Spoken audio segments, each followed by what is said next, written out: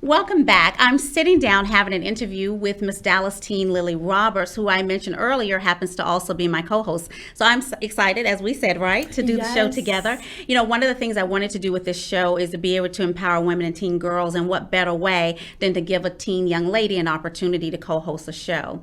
And with that being said, you have this remarkable career. You have also received many awards. You received the President's Volunteer Award, the Girl Scouts Gold Award for public speaking. And so you stay very, very diverse. Why is it important for you to be so diverse? I want to delve into that first before we start talking about this beautiful crown and sash and your accomplishment as Miss Dallas Teen. Yeah, so I think the most important thing is to do what you love in any aspect of life, whether it is volunteering, which I love, or Girl Scouts, which I also love, Right. or sports or school. Just do your best at everything you do and follow your heart, because there's endless possibilities and you don't know what you can achieve until you try it. So the reason why I like to stay diverse and put my toe into all different types of water is because I don't know what I'll fall in love with. And just a couple years ago, I fell in love with the Miss America organization, and I wouldn't be here today if I didn't give it a shot. So you're going to be running for Miss Texas Teen in June. Yes. What is the preparation for the Miss Dallas Teen pageant versus the Miss Texas Teen pageant? Would you say that there's a difference as far as the preparation for you and keeping your stamina and being able to make certain that you bring that crown home? Yes. So I would say if you were to ask me about a year ago, I'd say there's a huge difference in locals, which is what they call the city pageants, versus state. But now if you ask me, I'd say no, because the most important thing at the end of the day is to be yourself. I went into the Miss Dallas pageant being myself, being authentic, not trying to fit what the judges might have in mind or trying to fit what other people might want from me, but having fun and representing myself on that stage and in the interview room. And if I take that same energy to state level, I think that I can achieve great things. But a lot of the times people might stereotype pageants and see the crown before the girl, but at the end of the day, it's the girl who's wearing the crown and what they're capable of. So I make sure that that part of me shines through. Well, I'm glad you said that. I mentioned to you before, I grew up being in beauty pageants from the age of 5 all the way until the age of 24. And so one of the things I hear a lot of people make negative statements about beauty pageants. They think it's very demoralizing to women.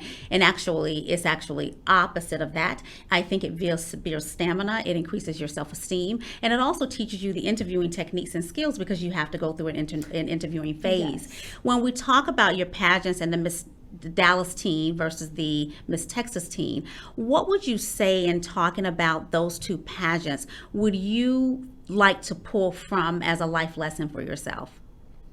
I think live in the moment is a great life lesson that I have learned competing in pageants, because a lot of the people will say there's so much stress on those days. Of course there is. There's a lot of pressure. I'd be lying if I said there wasn't any.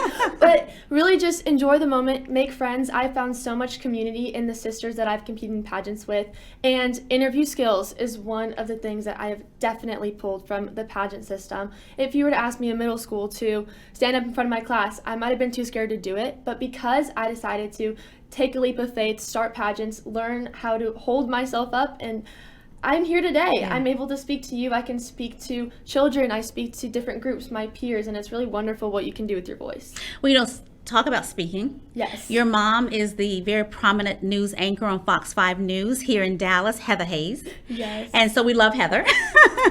And so I know you all have such a great relationship. I wouldn't expect anything different from you. So having your mom always in television, she is at the top of her game. You have such a great woman as a role model. What is one of the top things you think your mom has taught you throughout your life? Oh, that has got to be one of the hardest questions I've probably ever been asked, because she's taught me so many things. Yes. I will say one motto that she always told me growing up was work hard, play hard. Hard work pays off. So if you put your all into everything you do, 110%. That's another thing she always told me. Do 110%, go the extra mile, give it your best, and the outcome will be amazing. What are your career aspirations after high school?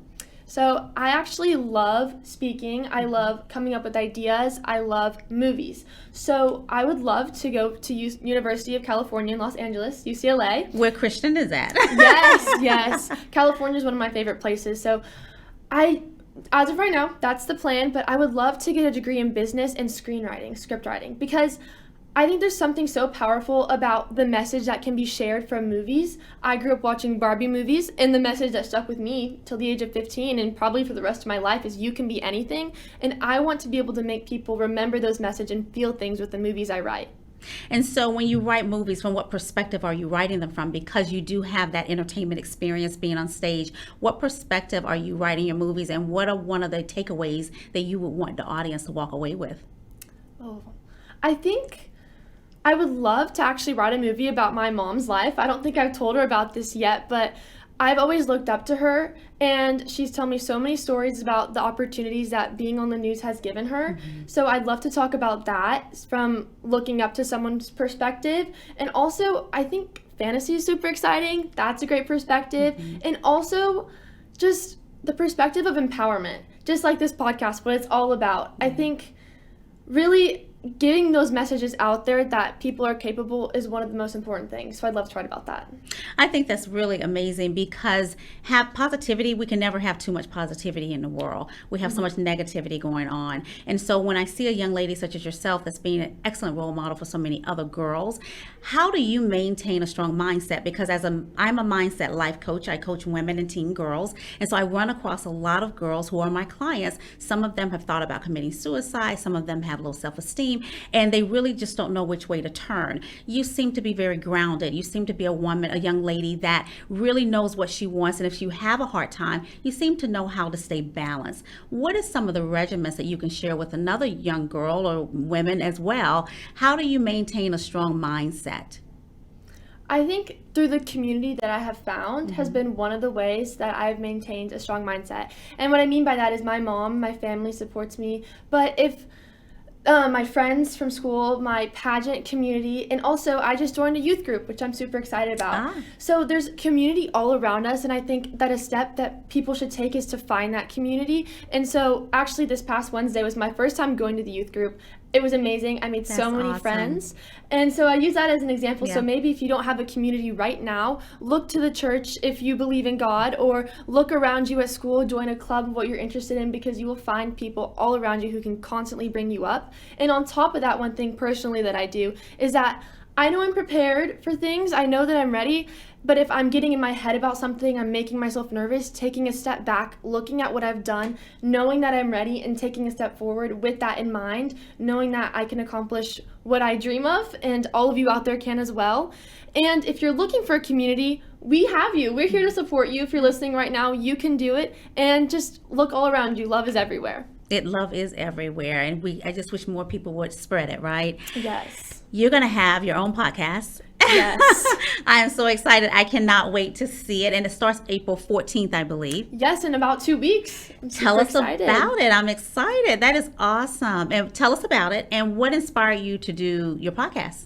Okay, so I have a couple of things for this one. So one thing about pageants, specifically the Miss America opportunity, is that every girl competing has a community service initiative. It can be about anything that you want. I know some girls focus on the consequences of drunk driving or ADHD. There's literally endless possibilities, but I focused on community service and volunteerism because I've grown up with volunteering taking a strong place in my life. From Girl Scouts, National Charity League, I love it. I've grown up with it, but I realize not everybody has had that experience. So with my podcast, I want to show people that they can give back too. It can take literally 5 minutes of your day or 5 hours of your day. It can be what you make it and also what you want it to be. One thing I like to tell people is that if you love animals, go work at the SPCA right here in Dallas. Or there's communities in need of community gardens. Right. There's literally so many possibilities. So that's the point of the podcast. And what inspired me has to be reaching people, because just like this podcast, we're reaching people, we're empowering people. So the amount of people that will hopefully begin to give back after I start is what keeps me moving forward. That's awesome. So the Miss Texas Teen in January, I believe it's the 25th, 26th, and 27th. Yes, I think it's a bit longer than that. It's a week. It's that Sunday, I want to say the 23rd to the 30th. Okay. I might be wrong. I'll have to check my planner after this, but I believe it's around that time. And the finalists, I think, the finals are on the 29th, I believe. Yes. Okay, yes. okay. Tell us that process. How does that work? So when you talk about these different days and spread it out for an entire week, give us a little bit of a synopsis of what that looks like. So it is much different than the local level. There's about 10 girls who compete locally at local pageants, but when it gets to state, there's over 50. So it is a huge competition right here in Richardson, so it's super close to home. But what it looks like is you arrive the first day, usually starts with the brunch where actually girls are awarded scholarship awards if you decided to compete in the essay competitions, which is a lovely way to start out the week. And then the next day you'll jump right into rehearsals and interviews. And then the day after that, which is about that Tuesday, there'll be more interviews because how they split it up into 3 groups with different competition order. Last year, I believe I started with fitness, and then I did evening gown, and then I did evening gown and on-stage question, and then I did talent. So that might sound like a lot right now, but basically they'll have rotations, so each girl gets a night to compete in one category. In finals, the top 10 will compete in every category. So we'll start the week brunch, then we'll go to interview and rehearsals, and then that Tuesday is the first night of competition, and Wednesday and Thursday, next 3 nights. Friday is my favorite part. It's the y'all ball. We have a break. There's rehearsals. Everyone gets to dress up in Texas clothes and have a dance with your friends, kind of relax after the hard work's been done. And Saturday afternoon is finals where we'll figure out who wins Miss Texas's team. That's awesome. Well, you know what? We're going to be rooting for you. Thank you so much. That you are the next Miss Texas teen for sure. You are going to do an amazing job. You articulate very well. You speak very well. You just seem to be such, as I said earlier, a very grounded young lady. And we thank you. You're so welcome. We thank you for your wisdom, and we thank you for your grace. And I do appreciate you doing an amazing job co-hosting with me today. And so if you would like to connect with Lily, you can do so on Instagram at LilyRay_official or at Miss Dallas Teen 24. Back in a moment.